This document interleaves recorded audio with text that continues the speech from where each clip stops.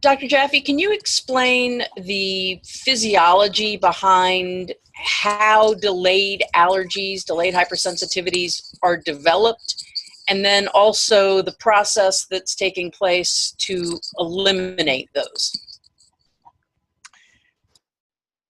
Yes, how come the body can make reactions to foreign invaders, and why is that important?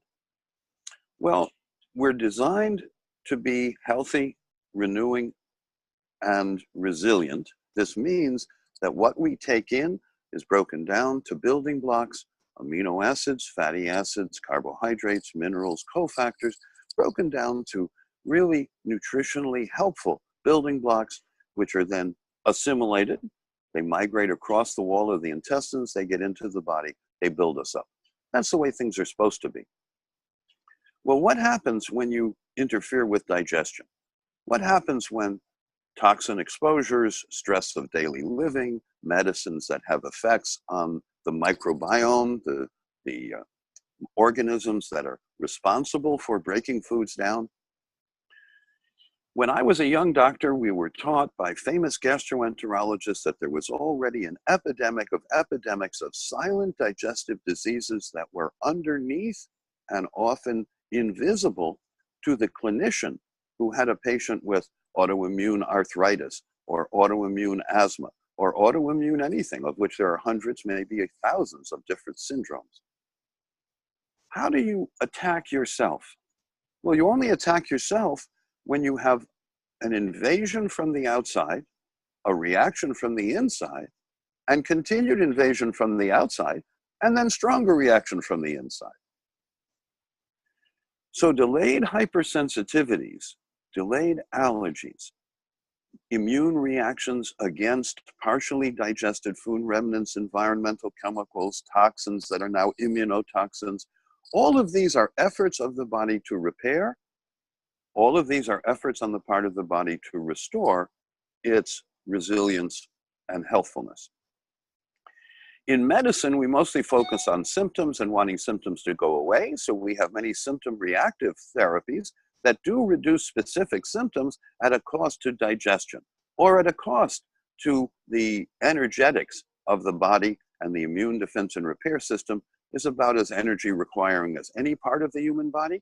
And so if the body begins to go low on energy at a time when it needs to be recharged, and it's actually getting attacked from the very source of the recharging, which is the digestive system, then the body gets overly active, begins to aggressively try to repair itself and defend itself, and what we have are the chronic, degenerative, inflammatory, and autoimmune syndromes.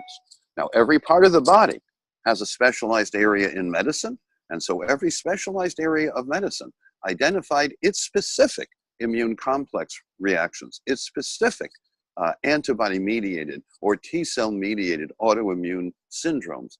And very often, you can talk to a cardiologist about autoimmunity in the heart, but they don't realize that it's a systemic problem.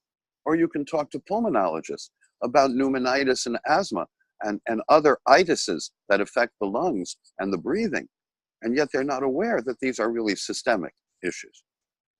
Then you come to functional immunology, a new and emerging area that we have specialized in for decades, in which you want to get to the causes rather than just treat the symptoms. And by addressing the causes, you find out you need new technologies. You need technologies that allow you to identify for the individual the full range of foods, chemicals, medicines, and toxins that might be foreign to them, that might be immune burdens to them, that might be provocative for them. And so, as Lucretius said many centuries ago, one person's meat is another person's poison. People have different reactions to different substances. This has nothing to do with the substance and everything to do with the person and whether they recognize partially digested versions or partially broken down versions of that substance as foreign to them. And then, as we and others have discovered, small molecules like minerals and other medicines that are often small molecules can get into the body, chemically react, and alter the shape of the body, rendering it foreign to itself. And that's another mechanism by which self-attack and autoimmunity persists. and needs to be identified comprehensively, functionally, and across the full range of B-cell immune, antibody reactions, only the harmful, not the helpful, then the immune complexes and the T cells. You can get that from an ex vivo lymphocyte response assay, but you can only get that from a functional ex vivo cell culture. If you isolate the lymphocytes from the antigen presenting cells and the platelets, you get a very different in vitro test tube reaction that does not have clinical meaning in the body. But when you do the reaction in the laboratory, just as it occurs in the body, and you do it very reproducibly, then you're basically getting the body's immune defense and repair system to talk to you under the controlled conditions of the laboratory. And now you can have a really meaningful conversation about what's offending the person at this moment, therefore what needs to be suspended or substituted for that period of time, and then what you would need nutritionally in the way of diet and supplementation to have foods that can be digested, assimilated, and eliminated without immune burden, and at the same time enough of the essential supplements that the body can't make, that may be in short supply because of the individual's history, and that need to be topped up, that need to be brought up to adequate levels so the body can energetically and competently repair itself.